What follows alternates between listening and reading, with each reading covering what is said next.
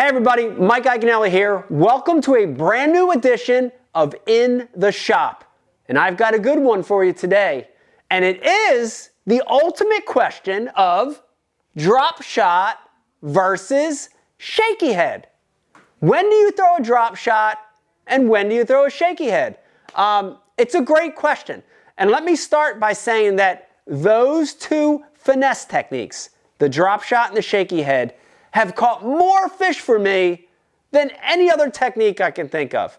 When you're talking about tough fishing, crowded conditions, cold front, deep clear water, nothing beats a drop shot versus a shaky head. But I want to talk to you a little bit about each one and why you would pick one over the other, okay? And let's start with the drop shot. And want to just show you the basic drop shot rig. I want to talk to you a little bit about the line and rod, and then we're going to talk about when to fish it. Okay, so drop shot, basically when you look at it, such a simple, effective rigging technique is the hook is in line above the weight, right? It's above the weight. And most rigging styles, your weight is above the hook. But in drop shotting, you have a down lead. You have a leader below the hook that has the weight attached. Let's start with the hook. You can use a lot of different style hooks. Mainly these are smaller hooks, anywhere from a number 2 up to about a 1/0. This is one of my favorites right here. This is a VMC Ike approved drop shot hook. This happens to be a size number 1. Then you've got your leader below it. And that leader length can vary. The two basic reasons I would change my leader length, one is cover. And I want to match the length of my down leader to be a little longer or bigger than the cover I'm fishing. So if it's short little grass, I want it a few inches bigger. If it's logs, I want it a few inches taller. I want to keep it off the bottom, visible to the fish out of that cover. The other scenario for picking that length of down leader is water clarity. In general, the clearer the water, the longer that leader should be. The dirtier the water, the more muddy the water, the shorter that leader should be. But if I had to give you a general length, I'm going to say anywhere from 8 or 10 inches to about 2 feet is what I use. That one right there is probably a very standard length, a 12 to 14 inch down leader, very standard length. Then you're going to have a weight at the bottom. And the great thing about that weight is you can use any kind of weight. You could use a bullet weight, a bank sinker. You could even use like a nut from a nut and a bolt. You can just tie it on there. But I really like that teardrop style weight. And this happens to be a weight by VMC. This is a tungsten teardrop. And the reason I love that style weight on my drop shot is it's very hard to snag that weight. No matter what you're fishing around, whether it's rock or gravel or weeds or wood, its shape definitely lets it flow through that cover a lot better. I will generally pick a weight that's heavy enough to maintain bottom contact. And that's going to change on depth of water, wind, current, stuff like that. So I'll carry these weights from 1/8 of an ounce all the way up to a 1/2 ounce. But the 1/4 ounce drop shot weight for sure is the most versatile. The last thing on that drop shot is the bait. And you could use any style of soft plastic, from little worms to tubes to grubs, even little swim baits. But this has become one of my favorites. This is by Berkeley. This is called a power bait water bug. It's a 4-inch. And one of my favorite rigging methods for it is called nose hooking. And all I'm going to do is get that bait flat side down, and I'm going to hook it right into the thick nose of that water bug. It's really going to let it flow and have maximum action as it's down in the water. Last thing on drop shotting I want to talk to you about is the rod and reel line, because it's going to be a little different than our shaky head. When you're using a drop shot, you want to use a little bit lighter action rod. And I like a 6/8 or a 7/4 medium light, okay? So on drop shotting, you want a softer tip on that rod. You want more of a medium light action rod. So 6/8 or 7/4 medium light spinning rod. And I pair it with a 20 or 30 size reel. This is the Revo Ike. And for sure, for most drop shotting conditions, I prefer braid to a fluoroliter. And the reason for that is the braid's going to eliminate the stretch, but the fluorocarbon is going to let that bait fall naturally, and it's going to be invisible to the fish. So 10 or 15 pound braid to a 6 or 8 pound fluorocarbon leader, and you're in good shape. And when you look at that bait, one of the beauties of a drop shot is, look at this. When it's on the bottom, the weight's on the bottom, the bait is suspended above it, and it dances around. It does almost a 360 in place. You can tell that weight's on the bottom, and that bait sits high off of the bottom. That's so natural. That's such a natural condition. And because of that, we're going to use the drop shot versus the shaky head with two parameters. And the one is water depth and contour of the bottom. When you have a bottom that's more vertical, it has a steeper drop, and you're fishing deeper water, the drop shot excels, okay? So here we've got a drawing of the bottom. Here's the water surface.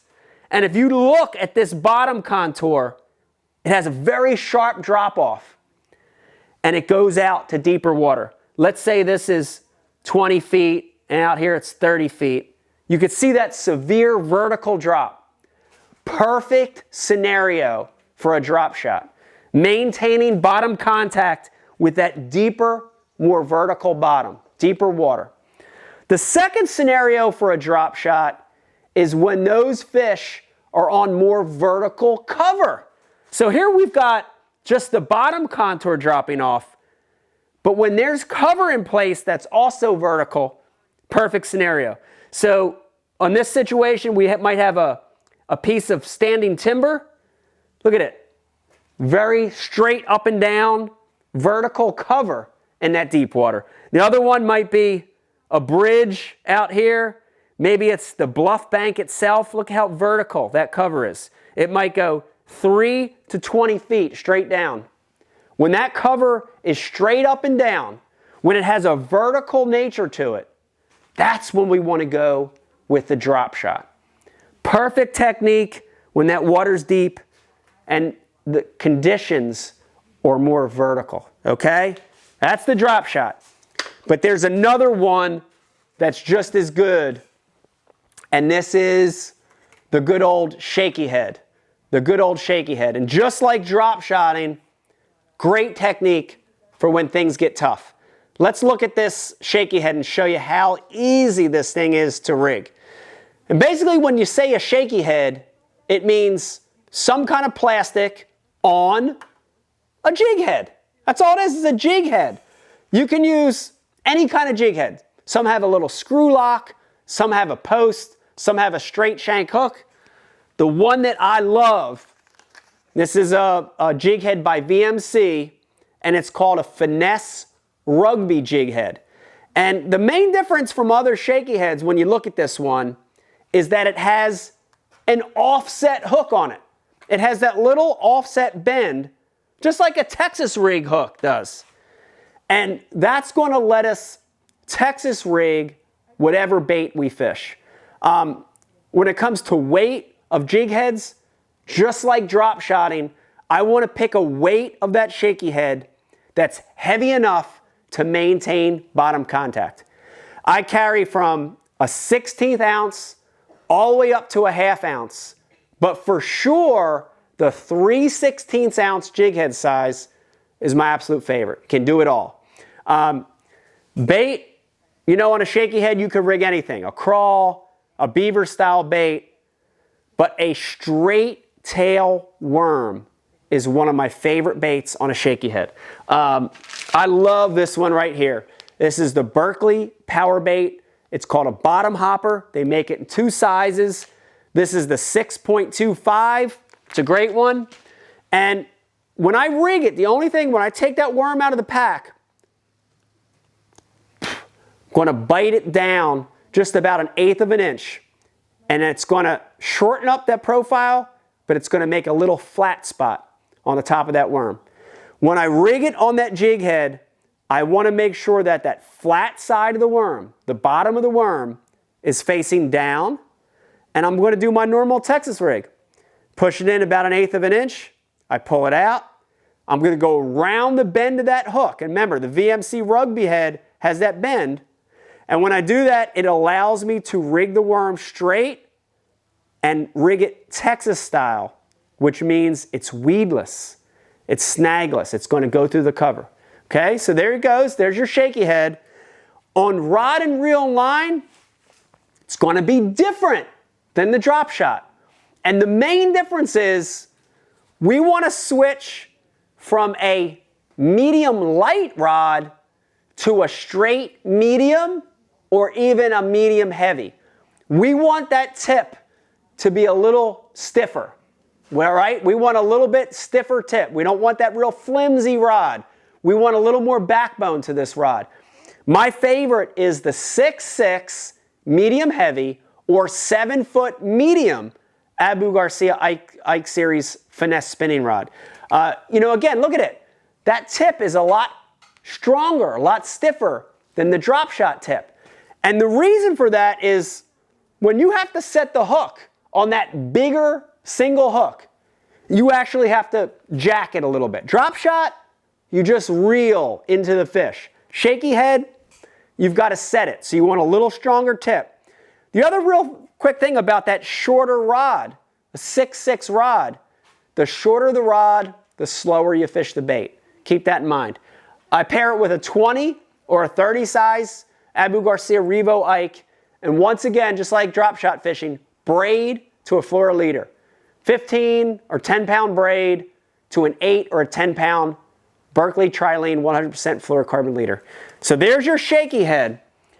And for shaky head fishing, when I would pick a shaky head versus a drop shot is the opposite conditions of a drop shot. When my bottom contour is flatter, when that drop off, when that shallow to deep water break is more tapering and subtle, if it's a more horizontal environment, I'm going to fish a shaky head. Because a shaky head, drop shot on the fall, goes straight down.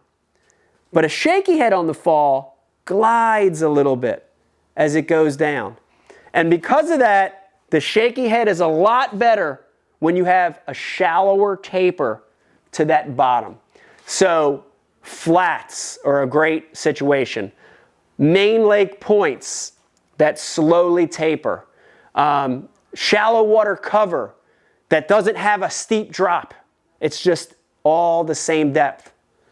That's when I'd rather throw a shaky head. So here we see that slow taper to the bottom. And if we've got, a dock that's in shallower water, perfect scenario for a shaky head. Or if we've got some sparse weeds or boulders out on that slower taper, perfect scenario to drag a shaky head. The great thing about the shaky head too is that once it's on the bottom, it sits nose down, tail up, and all I do is shake my rod tip. And when you do that, that tail sticks off the bottom on that slow taper. That worm tail just really, really sticks up off the bottom and shows itself to those fish. Perfect for a more horizontal, shallow taper to the bottom. So I'm telling you, if you love to catch fish, but you're having a hard time, these are two of the best tools to catch them when things get a little tricky, when things get tough. Drop shot with that weight on the bottom and the bait above it, perfect for deeper water, more vertical scenarios. And that shaky head with that gliding motion on the fall, head down, tail up on the bottom, shaking your rod tip, perfect for shallower conditions, more slowly tapering horizontal bottom and shallower cover situations. Give them a try. Dropshot and Shaky Head, they're both great techniques. Listen, if you like what you hear in these In the Shops, do me a favor. Take a second out, hit that subscribe button right down there, and we're going to be getting you new ones weekly, new techniques, new rigging methods. So subscribe. If you're already subscribed, do me a favor. Tell your fishing buddy to subscribe to Mike Iaconelli Fishing. Hope you enjoyed today's episode. Good luck, good fishing. We'll see you next week.